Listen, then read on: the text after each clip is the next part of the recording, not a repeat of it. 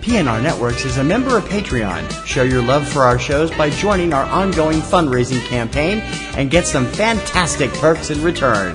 Check it out and become a Patreon sponsor. You can sign up at patreon.com, patreon.com/PNR Networks. And thanks for your support.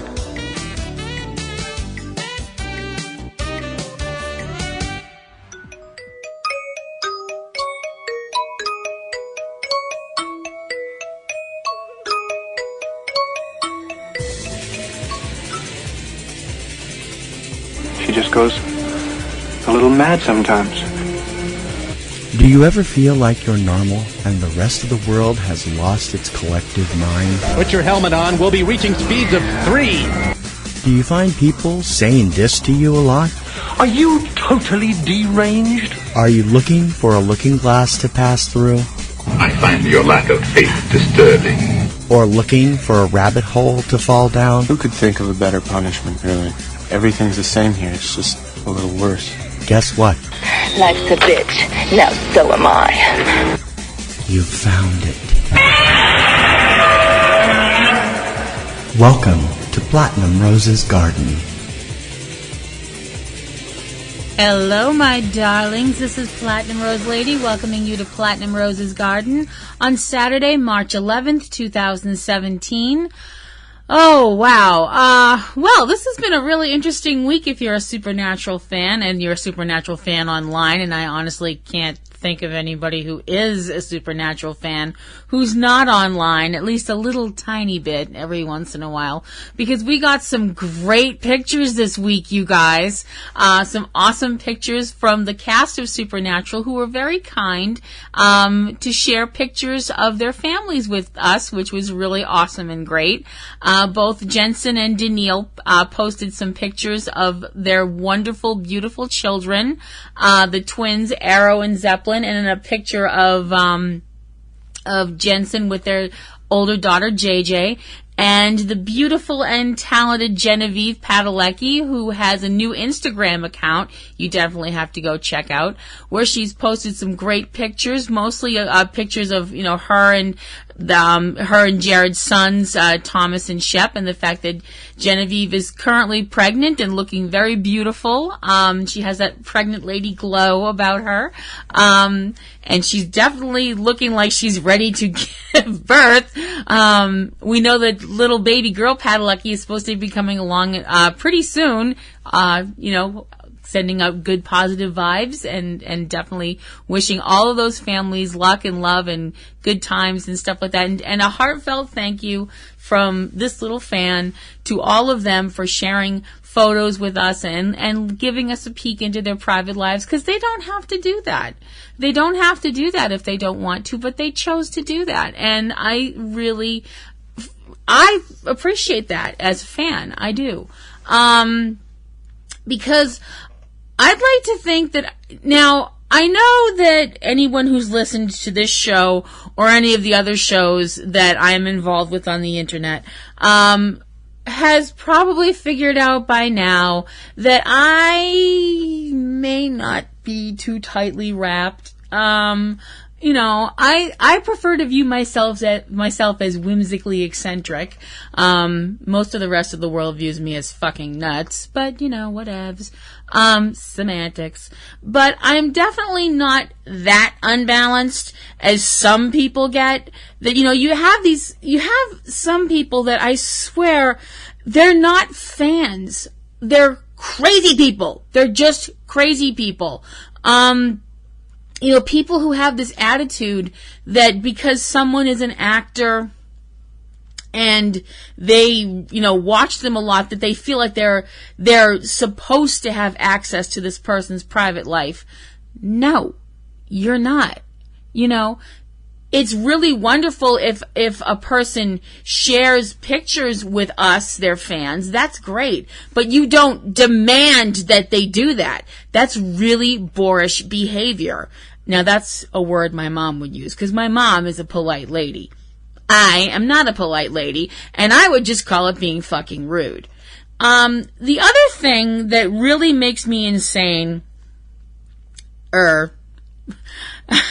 I I threw that in there because I know some people were thinking it. Don't lie. Is this phenomenon that, I mean, I knew about this, but I was like, oh, it was one of those things that was like, I knew about it, but I'm like, oh, it really can't be that bad. Well, apparently I'm fucking wrong. I was bouncing around some other sites earlier in the week, just, doing the whole usual skipping around the internet trilla sort of thing that I do sometimes because I have no attention span. And I'm a wrestling fan. I've been a wrestling fan for a long time. Don't judge me. And I was over on this one site, and they were talking about how this one certain wrestler, his name is Dean Ambrose, for those of you who don't know him. Hey, Dean. Who is this really good wrestler and also kind of cute. I think he's cute. Sorry, Dean, I know you're a total badass and everything, but you're cute, deal. He is seeing a woman named Renee Young, who is a announcer for the WWE, and she seems like a really nice person. She seems really super cool, and I'm like, oh, they're seeing each other. Oh, that's so cool. Oh, that's awesome. I hope they're happy. And that's where I left it, because I'm like normal. But these people were talking about that there are these hate sites out there for her because she's dating Dean. And I was like, what? And I went and checked this out because I was curious, because I'm an idiot like that. And I'm looking at this stuff, and there's these really mean, hateful, psychotic people that are pissed off at her because she's dating this guy. And they actually made sites saying how much they hate her. This person they've never met, but they're pissed off and furious at because they're dating somebody that they're dating a professional wrestler that they like, so they're all fucking furious at the woman. Now, I know stuff like this goes on in the supernatural fandom too, and that really makes me sad. There are people out there that hate on the wives, Jared and Jensen's wives, and Misha's wife too. And to those people, I would like to say, from the bottom of my heart, knock it the fuck off. You're making the rest of us look bad. You're making yourself look bad. You're embarrassing your family for generations to come. Fucking quit it. If you're a fan of somebody, you should be happy that they have somebody in their life that makes them happy. That is their other half, their soulmate, their Amzadi, however you want to put it. You shouldn't be angry at them. You shouldn't be directing hate at them, because that's fucking nuts. Knock it off. If you're doing that, seek help. Seek therapy. Get prayed for. Do something. Seek a God. I mean, I'd say seek God, but some people seek other gods, and that's fine with that. I'm comfortable with that. Whatever. Seek a spiritual help.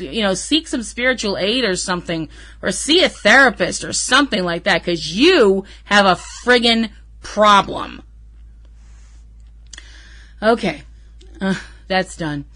And I should also get to what I know you guys actually came for. So let's get to that part of the show now. Let's get to this week's Supernatural episode recap.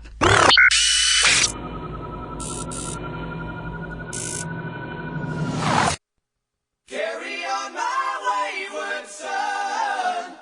There'll be peace when you are done. Lay your weary head to rest.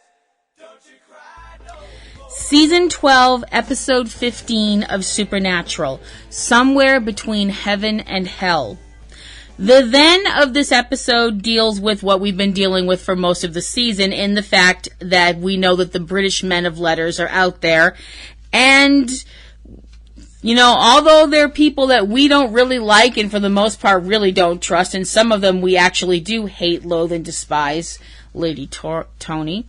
For the most part, they actually seem to kind of know what they're doing, and they've also got some pretty fucking cool tech. The then also is dealing with hellhounds, those creatures from the bowels of hell that are sent out when someone's soul is due to come up after their time is up, after they've made a deal, a demon deal. The hellhounds are the ones that kill the person's body and drag their soul off to hell. Hellhounds are invisible. They're only able to be seen by people who have made a deal, and they can see them when they're coming. And they can also be seen by people who wear glasses that have been treated with holy oil, glasses that have been scorched in holy oil. You can, if you wear these glasses, you can see the hellhounds. The then also is dealing with the fact that Lucifer is still being held by Crowley and is, for the most part, pretty calm about it. And Kelly Klein is out there still in the wind. Kelly, who is pregnant with Lucifer's spawn and is also now fallen under the protection, question mark at the end, of Dagon, a prince of hell. And the then ends with Sam killing the alpha vamp with the Colt and joining up with the British men of letters and saying he'll try to get Dean on board. And now we're dealing with Now. Now is a camping trip that's going on in the woods in Nebraska. Okay. I've never been to Nebraska. I'm sure Nebraska is a lovely state, and I'm sure the people who live there are very proud of being Nebraskans? Nebraskanites? I don't know what you call people from Nebraska. I'm sorry. But I didn't know you guys had, like, parks where you could go camping. News to me. Learned something new. So anyway, onward and upward. A couple is on a camping trip, Marcus and Gwen. And they're talking about the fact that this seems to be, it's a farewell camping trip from the look of things. She's going to be going to school in Washington State for veterinary science, from the sound of things. And,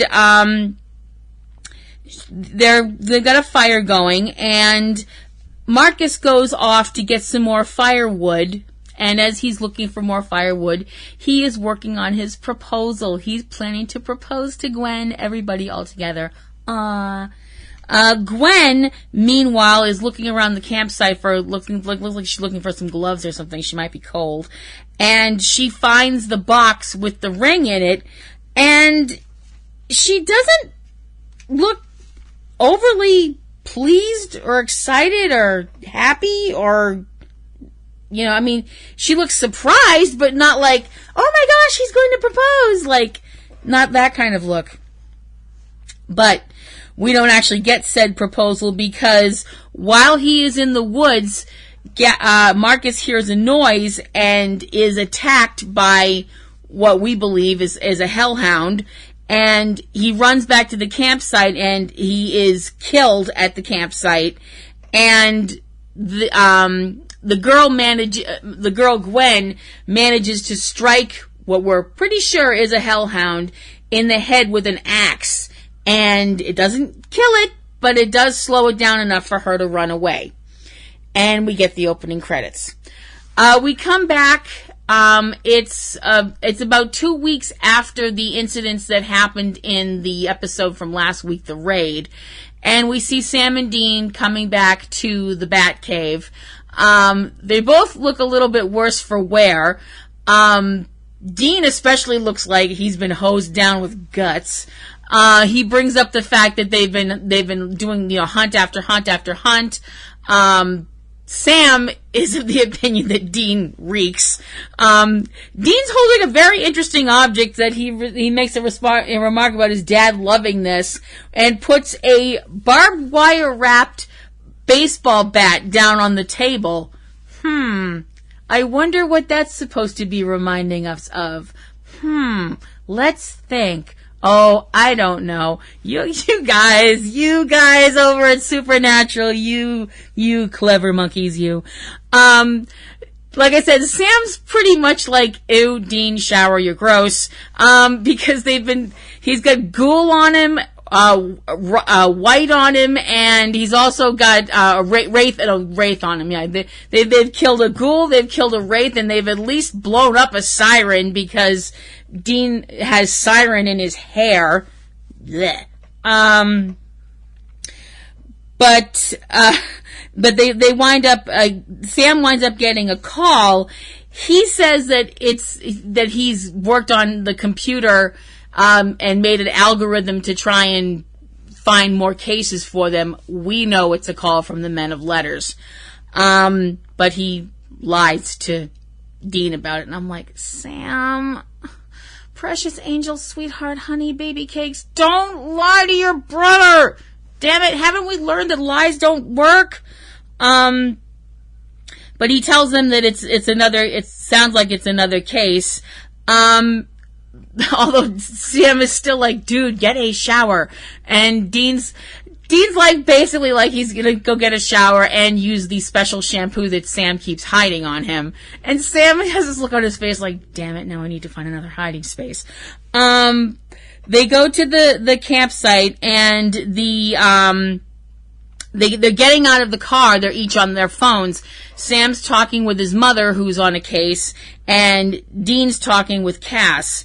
Cass is at the diner where Kelly Klein was last seen and almost attacked by an angel.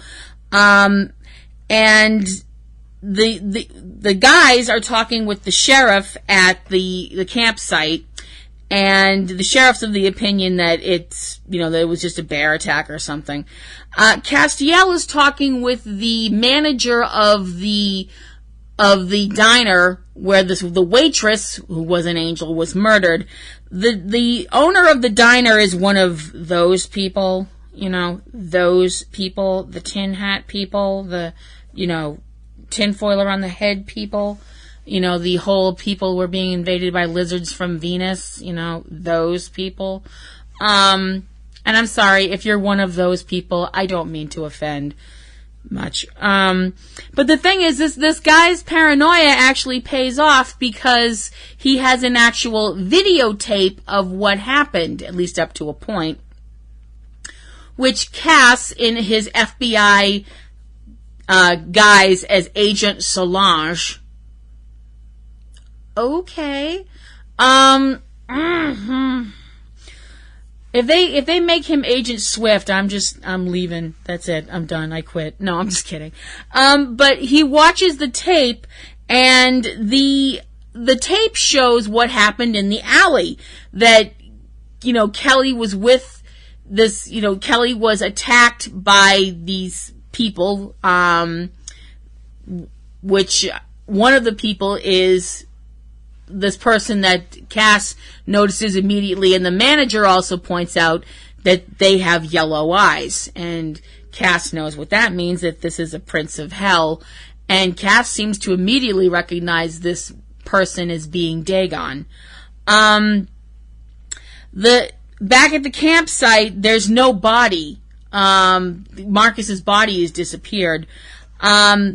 And the girl, who we find out her name is Gwen, from the sheriff, that she told the sheriff that it was an invisible wolf. And Sam and Dean are just, in their agent guise. They're they know what's going on, but they also kind of have to placate the sheriff.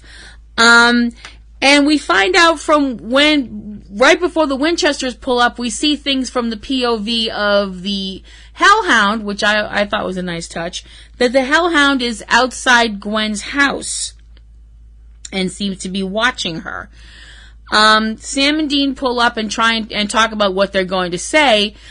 Sam's of the opinion that they should that they need to lie, The Winchesters are of the opinion that they're dealing with a hellhound situation, and they think that whatever it is, it's probably already done. If Marcus is dead, as far as they're concerned, it probably means Marcus made a deal and the hellhound came to collect.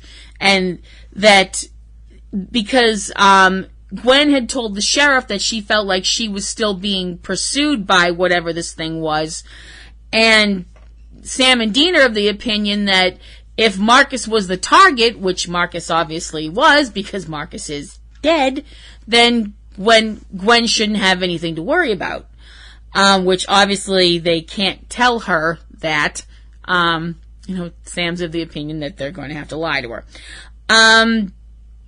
The thing is, when Gwen lets them in, the Hellhound comes in behind the Winchesters.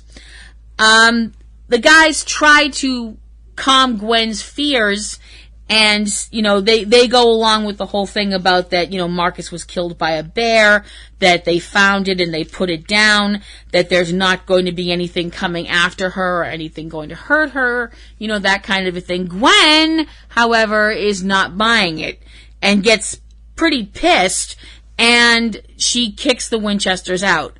And Sam and Dean leave. The Hellhound does not. The Hellhound is now in the house with Gwen, and it's just watching her, which I was kind of like, that's odd, it's kind of strange behavior. When you think about it, a Hellhound probably could have taken on all three of them, but it's biding its time, which seems like an odd sort of reaction for one of these things, but, once the Winchesters are gone, Gwen's kind of composing herself, and the Hellhound is still watching, but she looks at the ground, the floor, and she sees the grooves in the floor where the dog's claws are, because it lunges at her, chases her through the house. She manages to get into a room with a door, which the Hellhound breaks, and it tackles her, gets her on the ground. But before it can harm her, Sam and Dean come in, guns a-blazing, and Dean shoots it, or shoots at it. I'm not sure he hit it. And the Hellhound jumps out the window. I've always wondered, is it an act of defenestration if you throw yourself out the window? Is that self-defenestration? I don't know. For those of you who don't know, defenestration is the act of throwing someone out of a window. Today you learned something. Back in hell, Crowley is confident that he has the upper hand when it comes to Lucifer, who is still chained up and chained to this chair with chains that Crowley says are made like the cage, and that Lucifer's not going anywhere. Lucifer, for his part, seems pretty unfazed by all of Crowley's boasting and such. Crowley winds up being interrupted from all of his, all of his talk and stuff like that, by two minor level demons that approach him. Well, they're outside the door, telling him that they're there because he has a lot of unfinished business. Being the king of hell isn't all just, champagne and caviar. That there's actual, duties to do here. Sam and Dean now have to tell Gwen the truth, and Gwen takes it a lot better than most people would. But they keep, as they talk to her more, they find out from her that, 10 years ago, she didn't make any kind of a deal, so the Hellhound's not after her, at least not in the usual way Hellhounds go after people. And from the sound of it, Marcus didn't make any kind of deals either, so the Hellhound didn't attack him because his time was up. So what the hell is this thing doing? The Winchesters seem kind of stumped.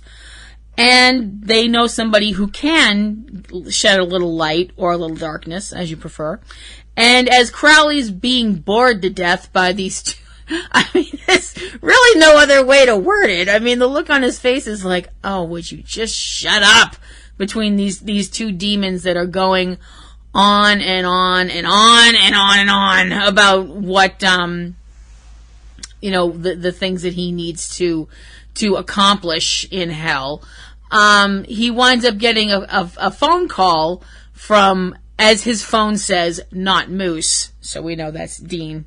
That's just so cute.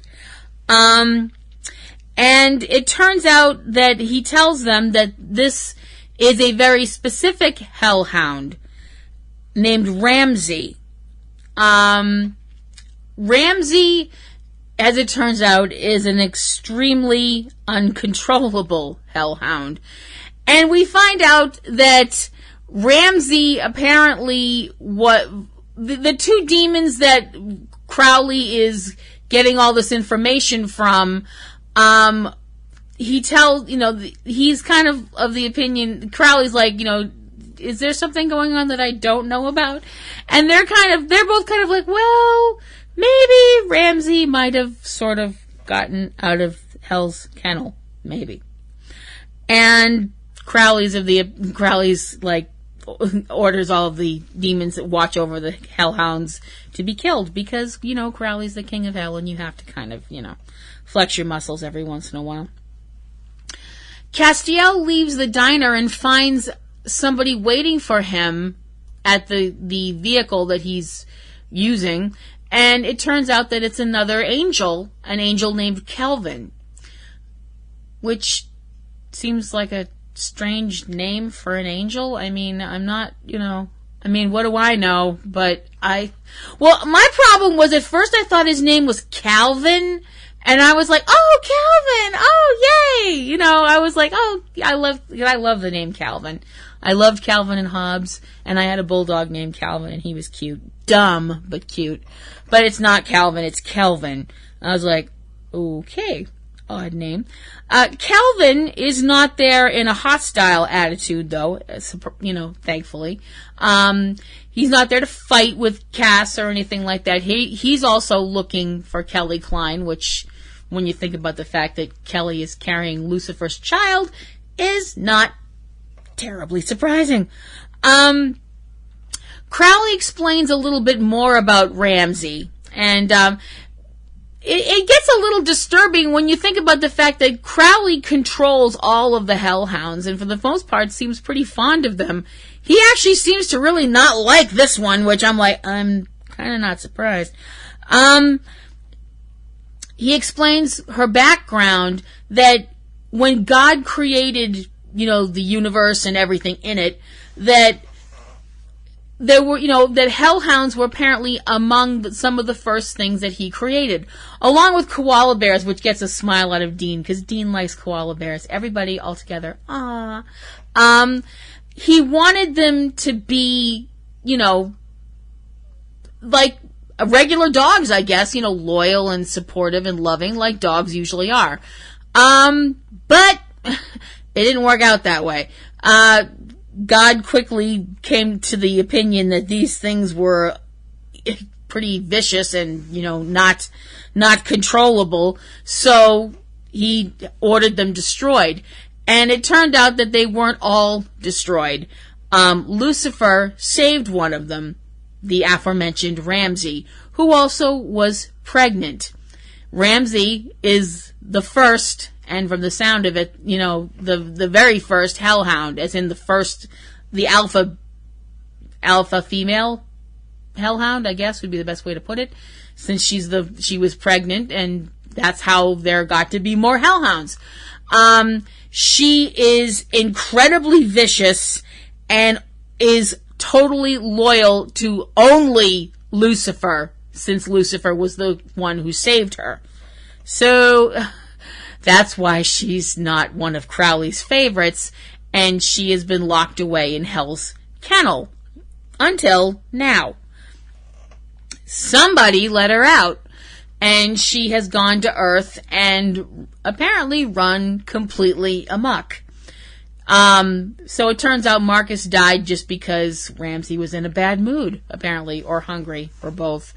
And the reason that she is now hunting Gwen is because, the whole axe to the head thing. Apparently Ramsey's not like every other dog I've ever known, where you can do something to them and they'll come right back, That's the thing about dogs, Sometimes if you even if you yell at them, sometimes they'll get sad for a minute, but they'll come back to you and still be like, I still love you. Apparently, Ramsey's of the opinion that you do something to her and she's going to hunt you down and fuck you up. So Crowley is of the opinion Ramsey has to die. which actually kind of surprises the Winchesters, specifically Sam, who kind of is like, what do you mean we? When it comes to we have to kill her. The whole thing is that Crowley's of the opinion that having a hellhound running amok on Earth, killing people, makes him look weak. So if they kill her and he mounts her head on his wall, it'll make him look more powerful. Makes sense. In kind of a twisted, unpleasant way. The thing is, Lucifer is still in the room where Crowley has left him, and he's still chained to the chair. Before Crowley went to deal with the two demons that came to him with all of the requirements that he has to fill, Crowley gagged Lucifer. Well, no, that's not accurate. It's not really a gag, because gags are kind of more humane. This was a bit. He put a bit in Lucifer's mouth, like the thing you put in a horse's mouth, because it was metal and it looked really uncomfortable and it was making me kind of squirmy. The thing is, the door opens up and it's the two demons from earlier, the two demons that have been pestering Crowley with all of this work that he needs to get done, come in the room and find that, here's Lucifer chained up, and one of them prostrates himself immediately. He's, really of the opinion that, Lucifer's obviously, they're obviously still on Lucifer's side. And this one demon, Thomas, starts going on and on about how Crowley's not a very good leader and all this stuff like that, etc., etc. And it turns out that these two are actually a lot smarter than I would have given either of them credit for. As they tell Lucifer that Crowley had all the demons that worked on the Cage project killed, and these two released Ramsey to cause a distraction long enough for them to get the key off of Crowley that is holding Lucifer prisoner, which they gleefully brandish. But before they let him go, they have some, not demands, but conditions. And I'm thinking to myself, this is going to end so badly. We cut to the Winchesters, Crowley, and Gwen, who have gone back to the woods where Marcus was killed. Crowley and Dean are going to go searching in the woods in the area around where the campsite was, and Sam is with Gwen. Dean is Dean's got a pair of the glasses that they can use to see hellhounds with, and so does Sam. Before they leave, though, Dean starts talking to Sam about taking care of her and, keeping an eye on her. And, Dean's saying that, Sam's saying that of course he'll keep an eye on her and, everything's going to be all right. He's going to take care of Gwen. And then he realizes Dean's not talking about Gwen. Dean's talking about baby. Anyway.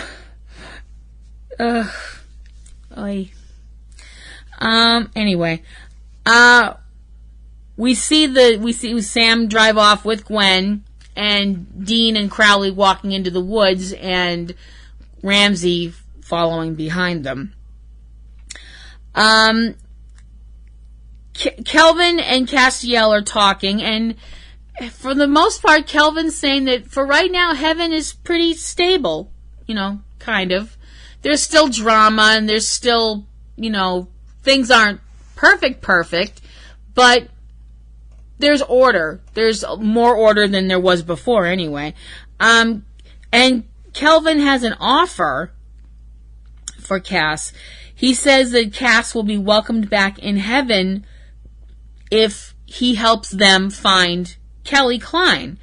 And that Joshua, who we met way back in season 5, in the episode Dark Side of the Moon, that Joshua has some sort of a plan, which that seems to impress Cass more than anything else. The demons after they make their spiel about what they want and what they're looking to have, if they free Lucifer, who is nodding along and saying yes, he'll go along with it and stuff like that. They free him, and Lucifer promptly kills them. One of them quickly, the other one not quite as quickly, but he kills both of them pretty fast, and I'm like, you really didn't think that was gonna happen? Really? You know, I mean, okay, you know. Back on Earth, we see Dean and Crowley walking in the woods, still looking for Ramsey. Dean's got the glasses on to try and see the Hellhound with. Ooh. I never realized I had a glasses kink until I saw Dean and Sam wearing glasses, and then, oh, wow, that hit hard. Of course, I found out in the last couple of years I had a lot more kinks than I thought I did. Once again, don't judge me. The talk that Dean and Crowley are having, I wouldn't exactly refer to it as a friendly chat in the woods. Lots of talk about you rubbing off on me, us rubbing off on you, and all this stuff like that. And I'm like, could we please not talk about rubbing while you're wearing those glasses? Could we not, please? And Mark Shepard saying the word rubbing is just makes me think naughty things. I'm so bad. We see we cut to Sam and Gwen. Who are, Sam's driving the Impala. Gwen this shit's really hitting home for Gwen now. And the fact that she blames herself for Marcus's death and asks Sam to pull over so she can go puke.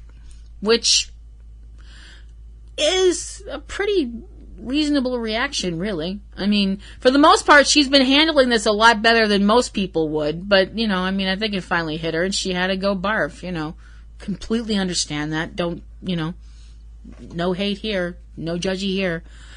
In the woods, Dean makes a grim find when he finds Marcus's mangled corpse and the place where Ramsey's kind of built herself a little hidey hole. And Sam, who's driving still, Gwen gets back in the car and Sam starts goes to start driving again. Sam's got the glasses on too, and that's just, this is a really serious scene, but I'm still like, Sam's wearing glasses. Oh man, I can't deal. Gwen kind of pours her heart out to Sam, because let's face it, Sam's very easy to pour his heart out to with those puppy eyes. Gwen didn't love Marcus the way Marcus loved her. And, the whole idea of going camping and all that, that's the reason she blames herself for Marcus's death, is the fact that they wouldn't have been out there in the woods winding up being hellhound chow if the whole camping trip wasn't her idea. Because she couldn't figure out a way to tell Marcus that it was over. And now she knows Marcus was so in love with her, he was going to propose to her. And, she's talking about the fact that, she just lied to make things easier, and all this, talk like that. And it's really hitting Sam so hard. Sam knows he can't lie to Dean like this. He knows it's not right.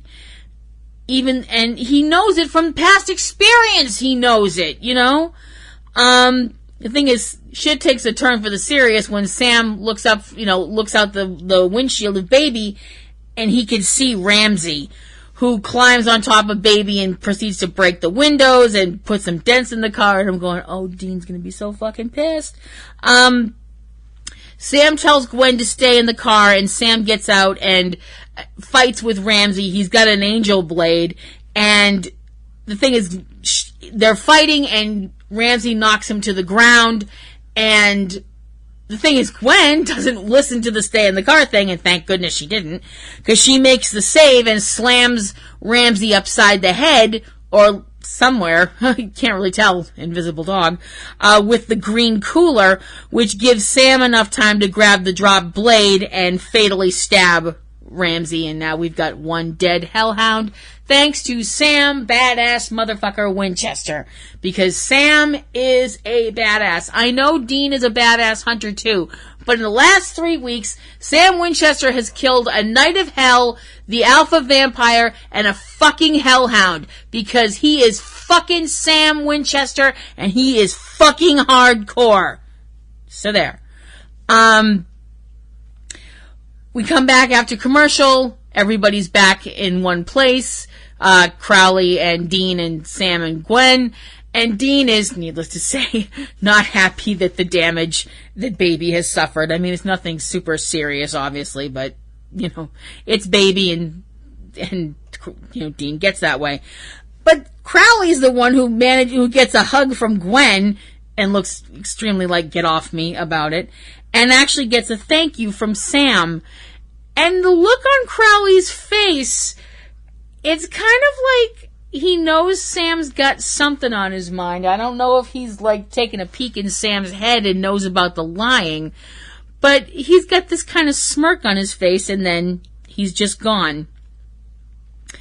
Crowley reappears in hell, and actually before Crowley reappears in hell, the Winchesters and Gwen go to get back in the car with Dean grumbling about hopefully she can still, they can still drive the car.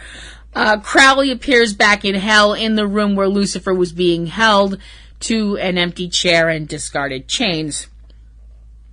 He goes into his throne room, and there's Lucifer lounging on the throne, and Lucifer gets up from the throne and backhands Crowley, and for a moment is standing over him completely triumphant, to the point where he extends his wings and his eyes glow red and there's a blinding light, until Crowley makes a motion and all of a sudden everything quits. Everything's back to the way it was a second ago. And Crowley had made a remark earlier in the episode that he was always 10 steps ahead of Lucifer. And now we find out what he meant when he makes a couple of more motions, and with every motion he makes, Lucifer cries out in pain until Lucifer's finally on his knees looking up at Crowley. And it turns out that the chain that Crowley had around Lucifer, the chain around his body, around his neck and everything like that, that wasn't what was keeping him prisoner. What's keeping Lucifer imprisoned is the very vessel that Crowley put him in, his old vessel Nick. That's what his real prison is. That the vessel has been warded and covered in runes and spell work, taken from the cage and been placed in every single molecule of the vessel. And Crowley tells Lucifer that he's just getting started. He's going to destroy Lucifer's spawn right in front of him, and then he's just still getting started. And then he punches Lucifer out. We come back to the Batcave as Sam and Dean are walking down the stairs coming back home. And Dean is getting a call from Castiel, who tells them that Kelly is with Dagon, a Knight of Hell, who was also in a female body, and that I think Dagon always was female. I'm not sure though. The way Cass talked about her, that she's extremely dangerous, which is the Winchesters are both like, oh great, but he tells them that they're going to he's going to investigate this further, but doesn't tell him where he's going. And Kelvin and Castiel are at the playground where the gateway back to heaven is.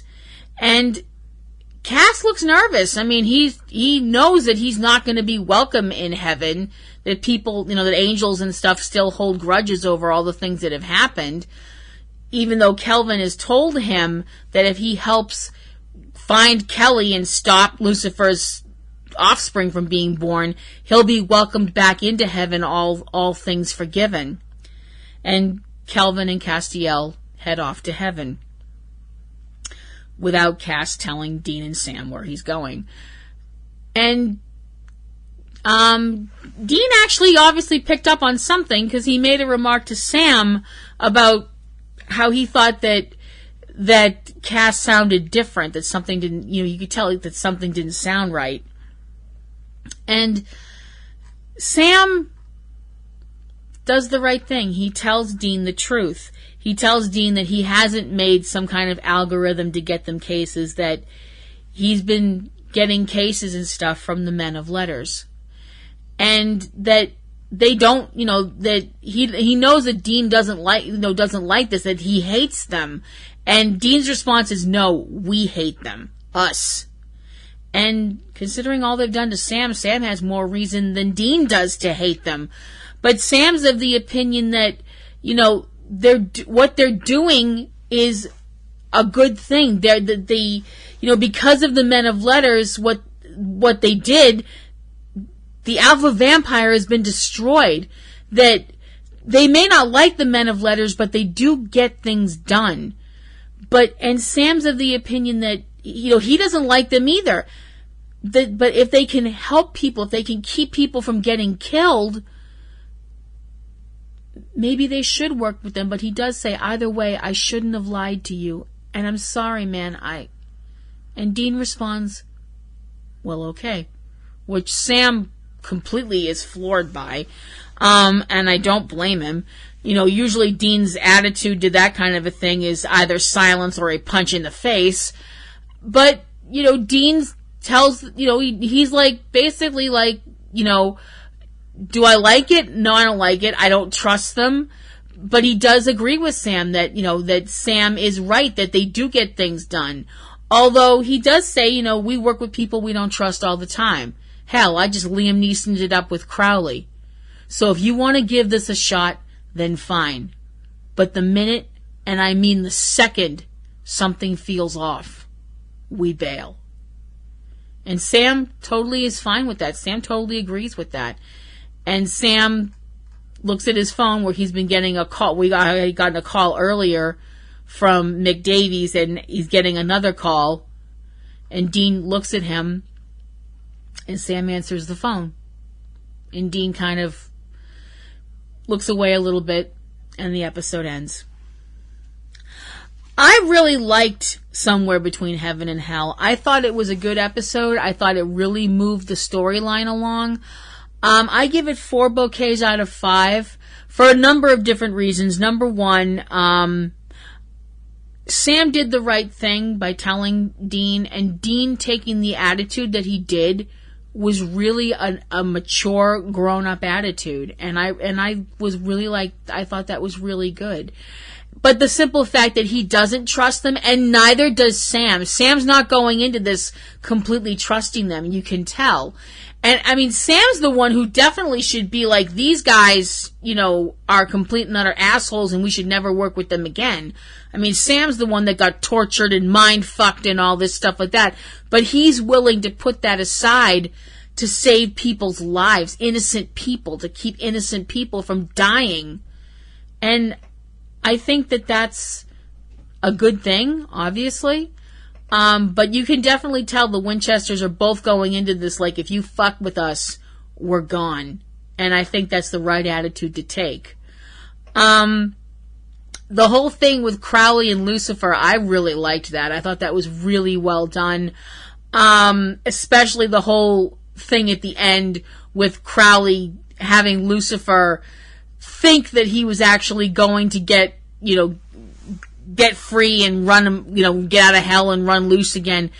And that Crowley was ahead of, Crowley was thinking ahead like that. And I was like, wow, I thought that was some excellent writing.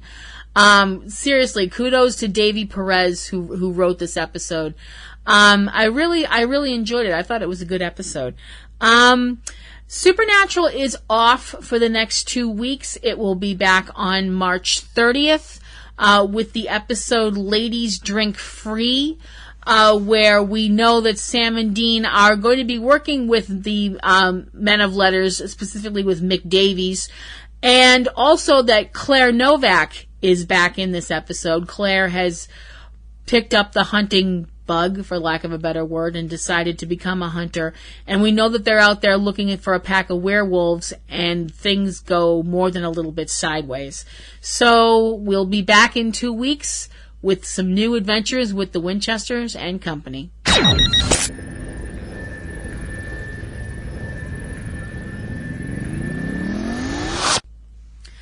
Okay, cats and kittens, that's going to do it for me for Platinum Rose's Garden this week. Hopefully you enjoyed my show.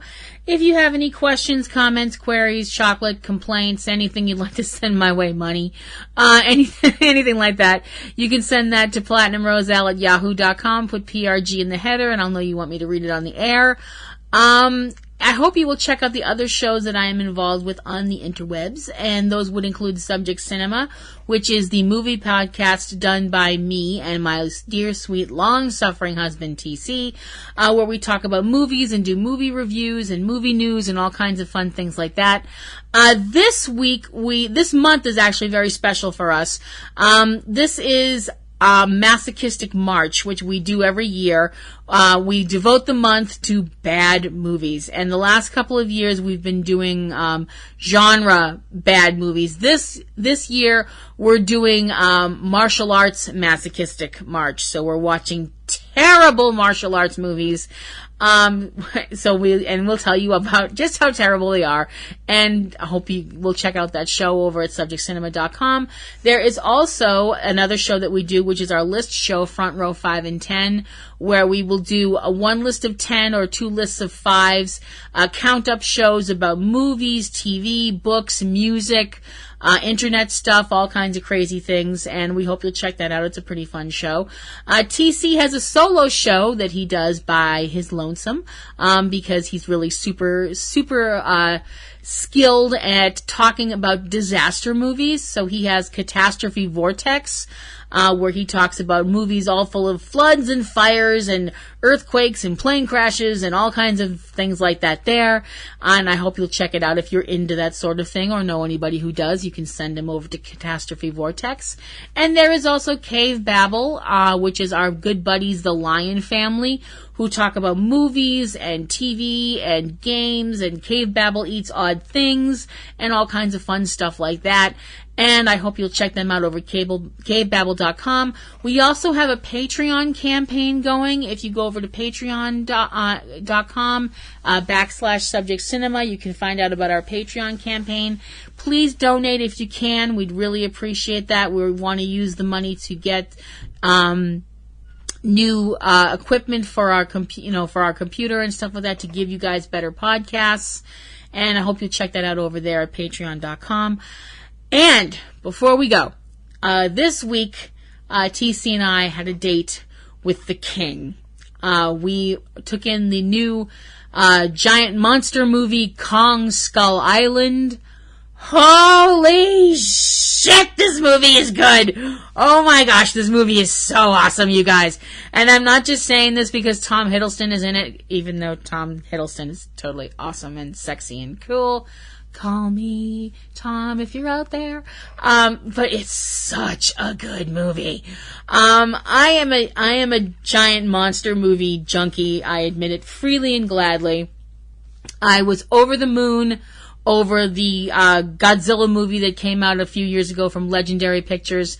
These are the same people. It's in that same universe, and it kicks ass. Definitely check out Kong Skull Island, and I hope you will come and check me out in 2 weeks when I am back with a new episode of Platinum Rose's Garden. So I'm heading off into the sunset now. This is Platinum Rose Lady reminding you to love the ones you hug the ones you love, and take some time to stop and smell the roses. I'll see you around, guys. Bye.